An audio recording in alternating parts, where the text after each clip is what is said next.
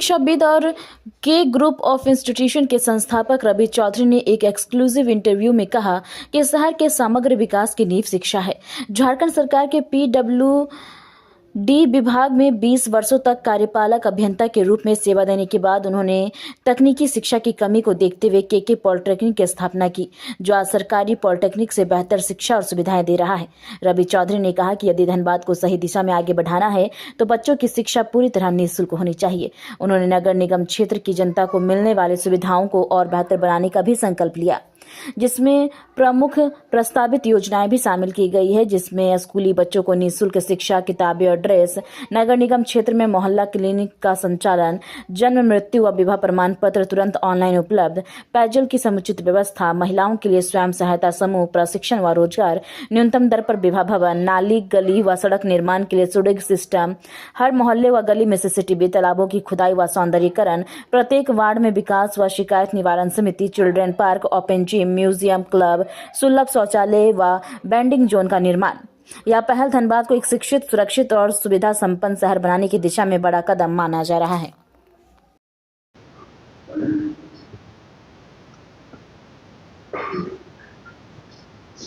Sir, आप शिक्षाविद में धनबाद के लिए शिक्षा से बढ़ी कुछ हो नहीं सकता है और अभी मेयर का चुनाव का हलचल हो रहा है।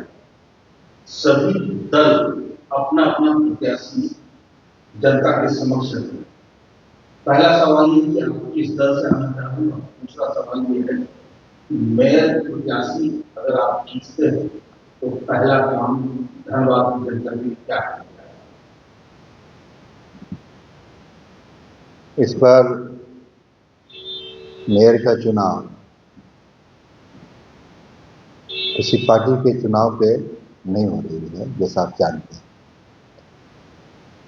भले कोई पार्टी सपोर्ट कर, और वो भी आप जानते हैं कि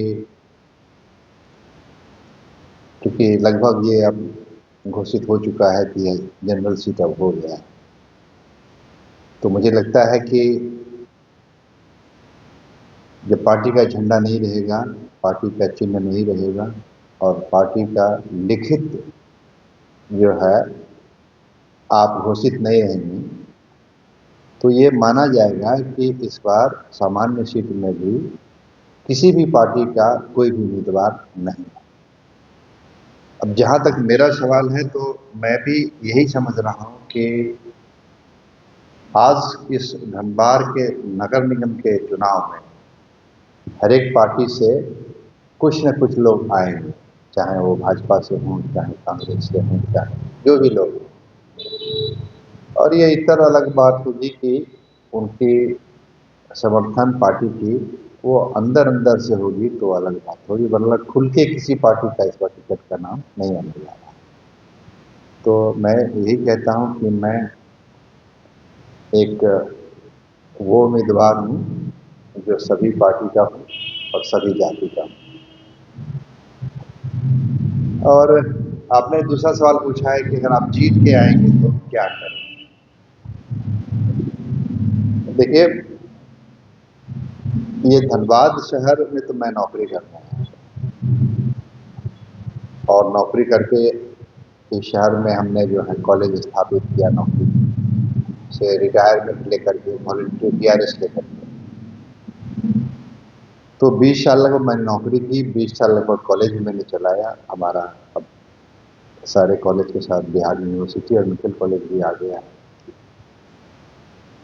अब ये तीसरी पारी हमारी, और मैं अपने को राजनीति से थोड़ा सा अलग भी कर लिया था कि पार्टी में बहुत तरह की बातें होती है, किसी एक ही व्यक्ति को टिकट मिलना है और चाहने वाले की बहुत संख्या ज़्यादा होती है, तो कहीं न कहीं हम लोग जो है ये लग रहा था कि, लेकिन इस बार मुझे लगा कि चूँकि मेयर का चुनाव किसी पार्टी विशेष के द्वारा नहीं होगी, ये सबके लिए खुला है निर्दलीय उम्मीदवार के रूप में, तो इसलिए लोगों ने मुझे कहा कि आपको भी भरना चाहिए। तो इसलिए मैं इस बार अपनी उम्मीदवारी और दावेदारी जो है मेयर में पेश करने की कोशिश कर रहा हूँ। सर, जनता की बहुत सारी कैसे खड़ा हुए और निराश भी है, इसका जवाब दीजिए। देखिए, हम जो मेयर में हम अगर आएंगे तो हम बदलाव के लिए, और जनता की उम्मीद में खरा उतरने के लिए सिर्फ एक ही चाहिए, वो है कि एज ए मेयर आपको ट्रांसपेरेंट काम करना, प्राथमिकता तय करनी होगी और देखना होगा कि इस धनबाद शहर की नीड क्या है, जरूरत। तो पहला जो हम अभी घूम घूम के देख रहे हैं लोगों के बीच में, तो नगर निगम को लोगों ने केवल वो जल, नल, सफाई, स्वच्छता, इसी सब पर जो है, वो गली नली इसी पर जो है वो केंद्रित करके रखा है।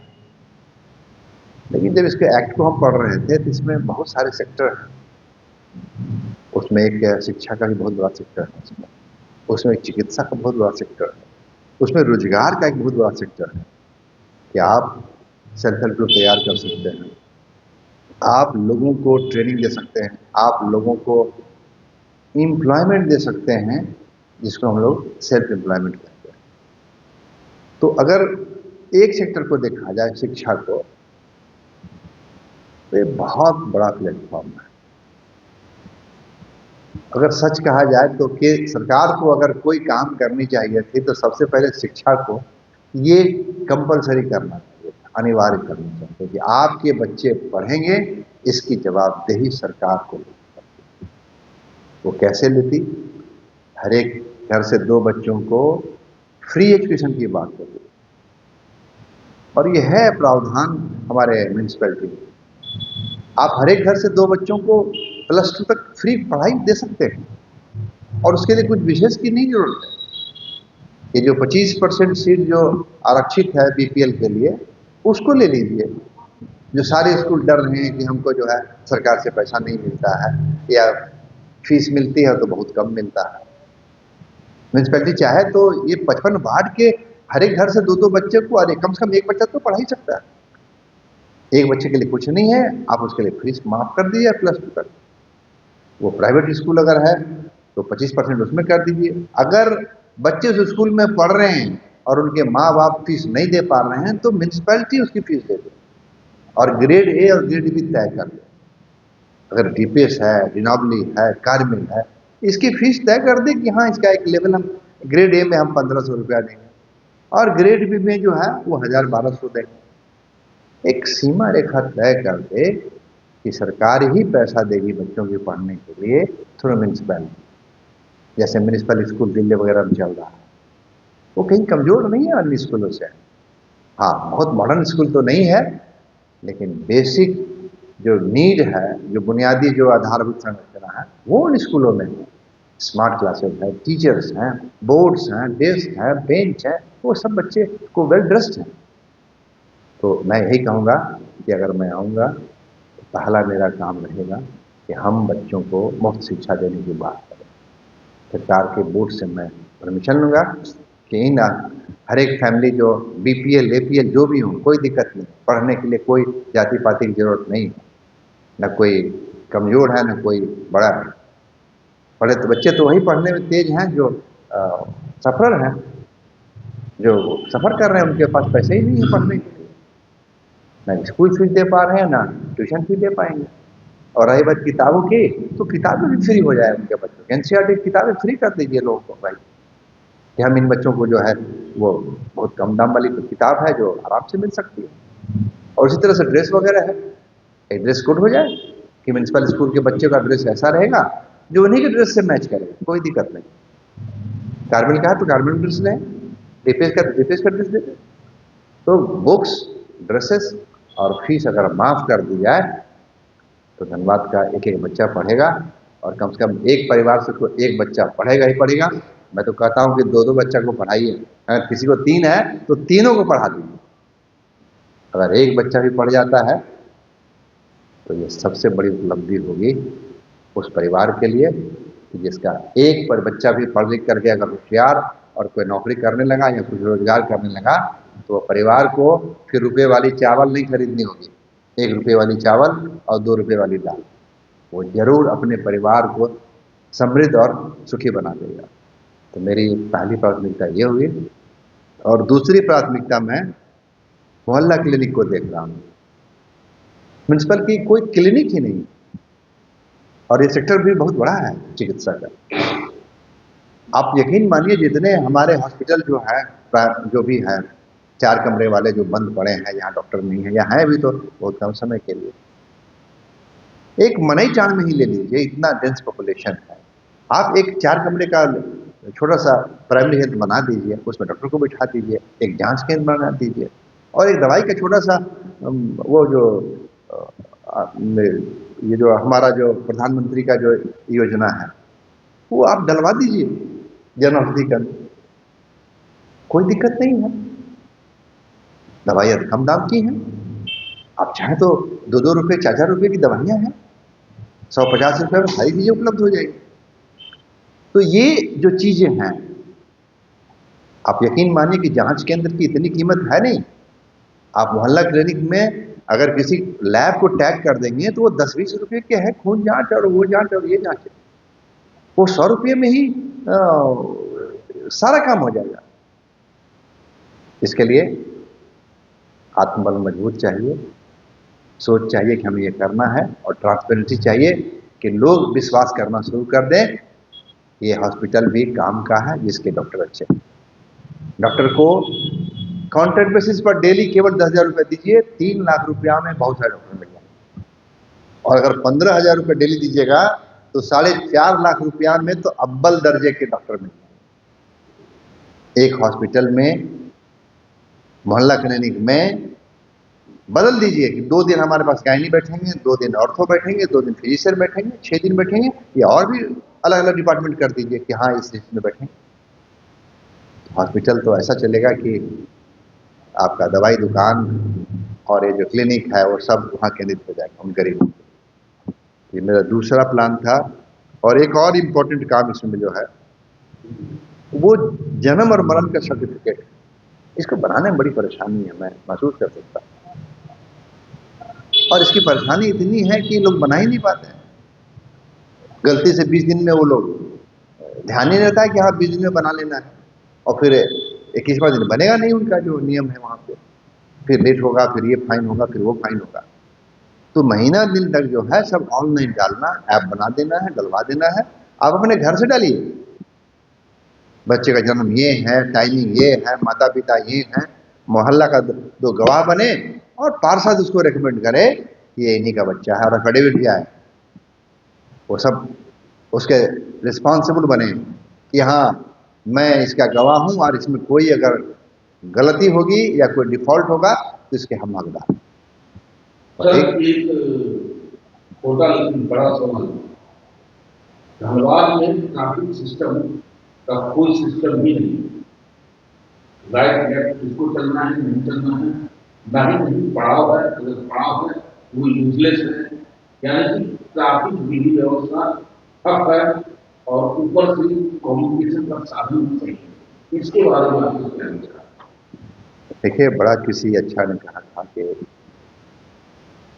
भारत में, मैं भारत की बात कर रहा हूँ, यहाँ के नियम कानून हैं, लेकिन नियम कानून का डर जो है खत्म।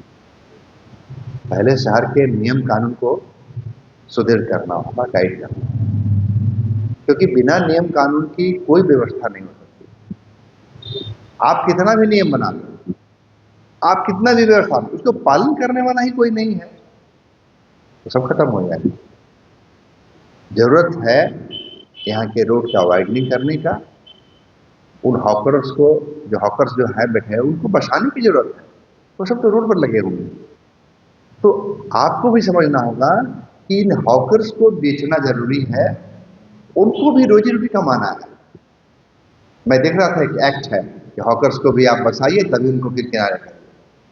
तो वो स्टॉल बन जाते, इतनी जमीनें हैं म्यूनसिपैलिटी की, कहीं बन जाएगी, और ये सब्जी मंडी हो जाता, वो फल मंडी हो जाता, ये फलाना हो जाता, ये चिलाना हो जाता, वो सब की अलग अलग जो है कहीं कहीं डालना है छोटे छोटे स्टॉल को, और फिर उसी में लोगों को बचाना है। तभी ये रोड जो है क्लियर हो पाएगी, वरना सब लोग रोड पर ही काम करेंगे तो कुछ व्यवस्था नहीं होगी। तो मेरा ये कहना है कि नियम कानून जनता को भी समझनी पड़ेगी, नियम कानून ऑफिसर्स को भी समझना पड़ेगा और उसके ऊपर दृढ़ता से पालन करना पड़ेगा कि हम ही नियम को नहीं मानेंगे, हम ही कानून को नहीं समझेंगे तो फिर नियम कानून का मतलब कुछ नहीं रह जाता। मुझे उम्मीद है कि पहले साफ सफाई, फिर ये जितने जो हैं लोग सब्जी वाले, फल वाले, गुपचुप वाले या ये वाले, उनके लिए सब रियल मतलब मार्केट छोटा सा बन जाए कि हाँ सब्जी यहीं बने मिलती है, फल यहीं मिलता है या जो भी चीज़ें हैं। तो इस तरह से ग्रुप का टारगेट करके आपको सबको रिहैबिलिटेट करना है, तब आपके रोड पर साफ सफाई रहेगी और व्यवस्था अमन रहेगी।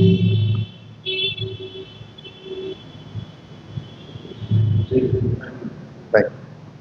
It makes a